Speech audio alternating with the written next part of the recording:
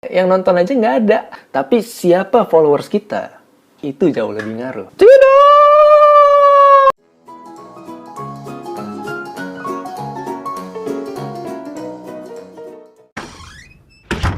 Video ini nggak bakal bahas tentang gimana caranya jadi seorang YouTuber sukses. Tapi kita bakal bahas gimana biar nge-YouTube itu penuh kebahagiaan. Meskipun channelnya sepi. So, this is 3 hal untuk jadi YouTuber happy.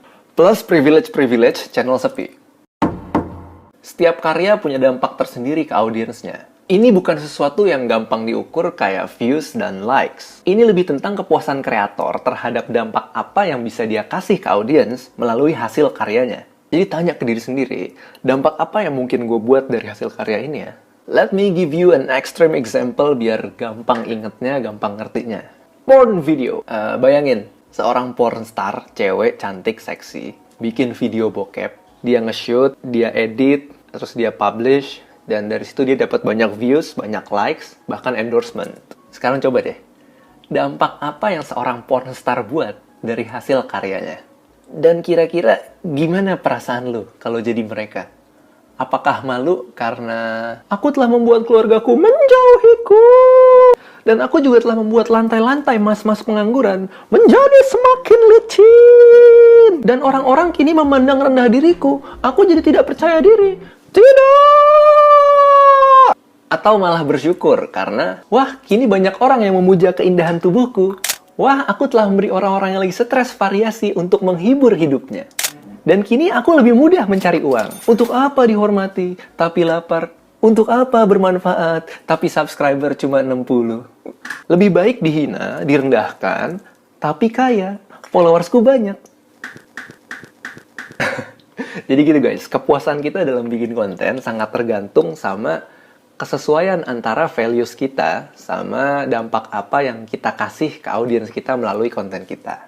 Gue pribadi ngerasain misalnya bikin konten di TikTok gitu. Belasan ribu views di TikTok itu nggak lebih satisfying daripada ratusan views yang gue dapet di YouTube. Karena gue tahu audiens gue di TikTok cuma dapet hiburan. Dan gue nggak terlalu menghargai hiburan ketimbang edukasi yang gue coba deliver melalui YouTube. Gitu. Oke, kalau di poin pertama tadi kita bahas gimana tentang dampak audiens, otomatis kita juga perlu tahu target audiens kita yang tepat tuh kayak gimana. Karena setiap konten punya penontonnya masing-masing dan nggak mungkin semua orang seneng nonton itu konten. Jadi kalau udah punya target audiens, coba kita tanya ke diri kita sendiri. Gimana ya caranya biar konten gue disukain sama orang macam dia? Yang lain bodo amat, nggak peduli. Contoh, lanjut pengalaman gue pribadi tadi pas bikin TikTok. Gue punya followers 200 di TikTok. Sedikit. Cuman yang bikin hampa, itu mostly bukan karena jumlahnya sedikit. Gue tahu nih, 90% dari 200 tadi, itu anak-anak. Padahal gue pengennya di TikTok tuh kayak, ya mostly teman seumuran atau jauh-jauh dikit kuliah lah. Realitanya, dapet teman anak SMA aja gue udah seneng banget. Karena mostly, itu anak-anak SD follower saya. Yang mikirnya masih, besok aku jajan apa ya? Hampa bro, di follow sama anak SD. Atau contoh lain gini, Kimi Hime, itu followersnya di Instagram terakhir gue lihat 1,8 juta. Bandingin sama Bosman Mardigu yang followersnya 1,5 juta. Kalau misalnya followers bisa ditransfer, dan lu ditawarin salah satu dari akun mereka, kira-kira lu pilih yang mana?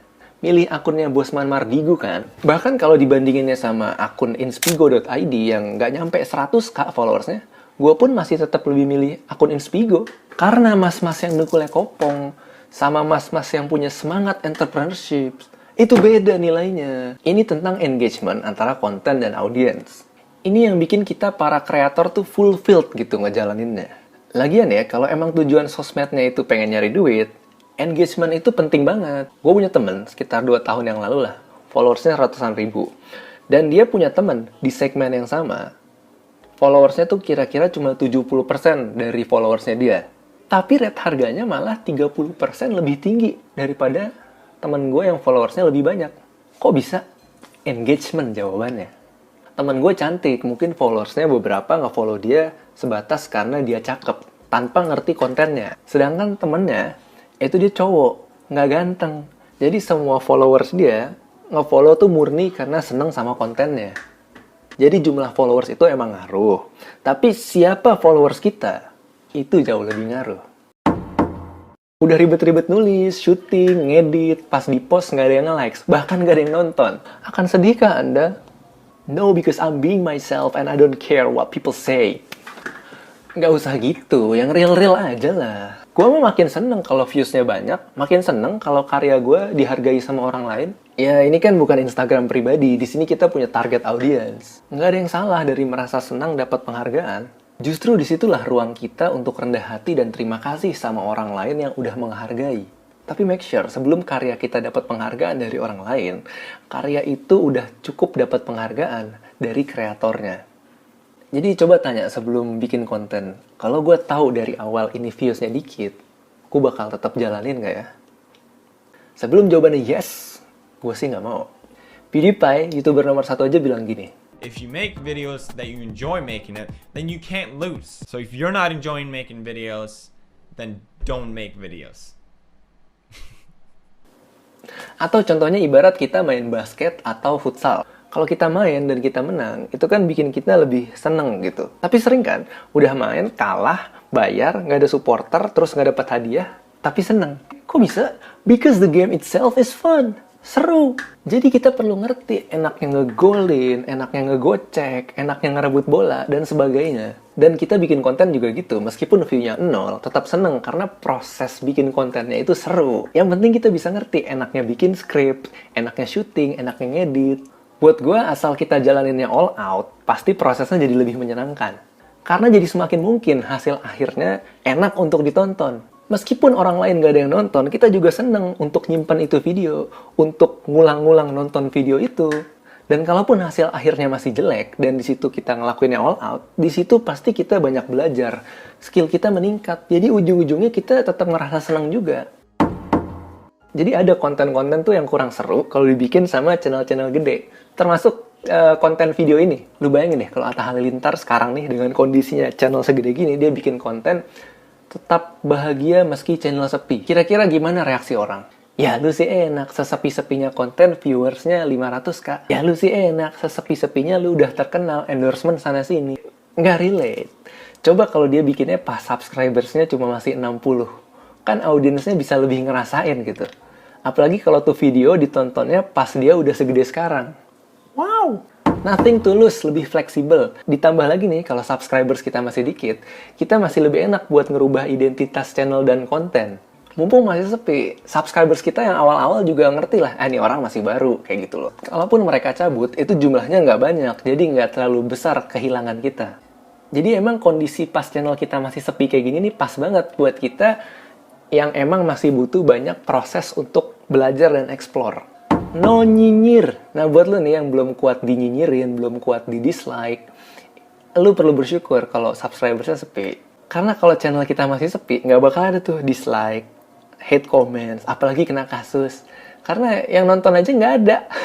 Jadi nggak ada tuh cerita stres, depresi karena dibully netizen. Happy-happy aja. Nah, jadi gitu ya. Banyak sebenarnya nikmat-nikmat tersendiri yang khusus cuma kita bisa dapat kalau channel kita masih kecil, masih sepi. Dan sebenarnya masih banyak lagi, nggak gue sebutin semua. Ambis boleh, tapi jangan terlalu buru-buru pengen cepet gede gitu. Nikmatin aja selagi masih di bawah. Biar nanti kalaupun kita udah di atas, kita bakal lebih siap dan lebih mantep gitu. Oke, that's it. Jadi itulah 3 hal yang mudah-mudahan bisa bantu kalian menjadi YouTuber yang lebih happy. Kayak yang gue bilang, ini bukan tentang gimana biar jadi YouTuber yang sukses, yang views-nya banyak, subscribers-nya banyak, bukan. Tapi intinya untuk sekedar bahagia, kita tuh nggak perlu nunggu dapat silver play button loh. Sama halnya kayak hidup. Untuk sekedar punya hidup yang penuh rasa syukur, kita nggak perlu jadi orang kaya dulu kan. Dan satu lagi gue percaya, kunci dari konsistensi adalah kemampuan untuk menikmati proses. Thank you.